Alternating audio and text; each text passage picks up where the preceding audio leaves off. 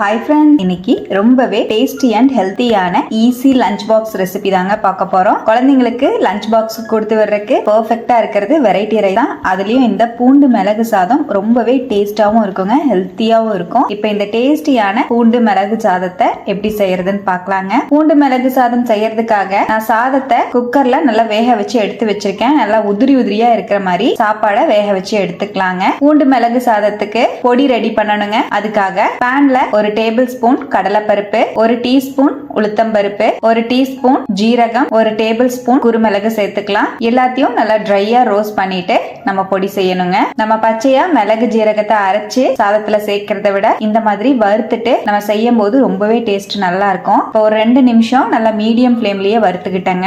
இந்த அளவுக்கு வறுபட்டதுக்கு அப்புறம் மிக்ஸி ஜாருக்கு மாத்திக்கலாம். கடலைப்பருப்பெல்லாம் நல்லா வறுபட்டு இருக்கணும். இப்ப நம்ம சேர்த்திருக்கிற மிளகு ஜீரகம் கடலைப்பருப்பு எல்லாமே நல்லா வறுபட்டுருச்சு. நான் மிக்ஸி ஜாருக்கு மாத்திட்டேன். நல்லா ஃபைன் பவுடரா அரைச்சு எடுத்துட்டு வந்துடலாம். இப்போ நம்ம பொடி தயாராயிடுச்சு. இந்த அளவுக்கு நல்லா நைஸா அரைச்சு எடுத்தாச்சுங்க. இது இருக்கட்டும். இப்ப அதே பேன்ல 2 டேபிள் ஸ்பூன் நெய் சேர்த்துக்கலாம். நெய்க்கு பதிலா நீங்க சன்ஃபிளவர் ஆயில் யூஸ் பண்ணிக்கலாம், இல்லனா தேங்காய் எண்ணெய் கூட யூஸ் பண்ணிக்கலாம். 1 டீஸ்பூன் கடுகு, 1/2 டீஸ்பூன் உளுந்து சேர்த்துக்கலாம். 1 டேபிள் ஸ்பூன் கடலைப்பருப்பு ஆட் பண்ணிக்கலாங்க.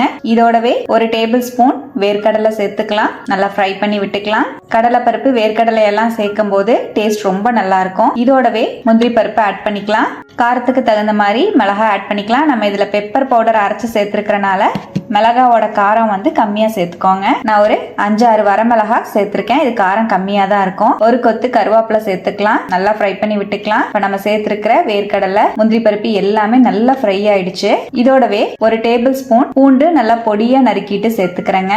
நல்லா ஃப்ரை பண்ணி விட்டுக்கலாம். பூண்டு சேர்த்து 1 நிமிஷம் போல மீடியம் ஃபிளேம்லயே நல்லா கலந்து விட்டுருங்க. இப்ப நல்லா ஃப்ரை ஆயிடுச்சு.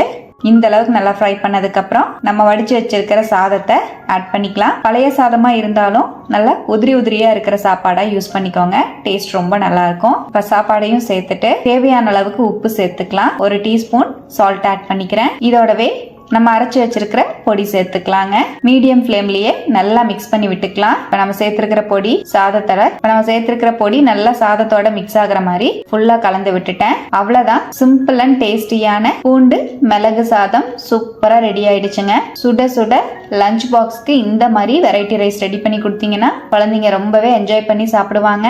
உடம்புக்குமே ரொம்ப ஹெல்த்தி. மிளகு சாதம் சாப்பிடறனால சளி இருமல் எல்லாமே கியூர் ஆயிடும். கண்டிப்பா இதே போல ஈஸியான இந்த பூண்டு மிளகு சாதத்தை நீங்களும் லஞ்ச் பாக்ஸ்க்கு ஒரு டைம் ட்ரை பண்ணி பாருங்க. ட்ரை பண்ணி பார்த்துட்டு எப்படி வந்ததுன்னு மறக்காம கமெண்ட்ல என் கூட ஷேர் பண்ணிக்கோங்க. நம்ம சேனலை இப்பதான் ஃபர்ஸ்ட் டைம் பாக்குறீங்கன்னா சப்ஸ்கிரைப் பண்ணி சப்போர்ட் பண்ணுங்க. லைக் பண்ணிக்கோங்க. ஃப்ரெண்ட்ஸ் அண்ட் ரிலேட்டிவ்ஸோட ஷேர் பண்ண மறந்துடாதீங்க ஃப்ரெண்ட்ஸ். தேங்க்யூ.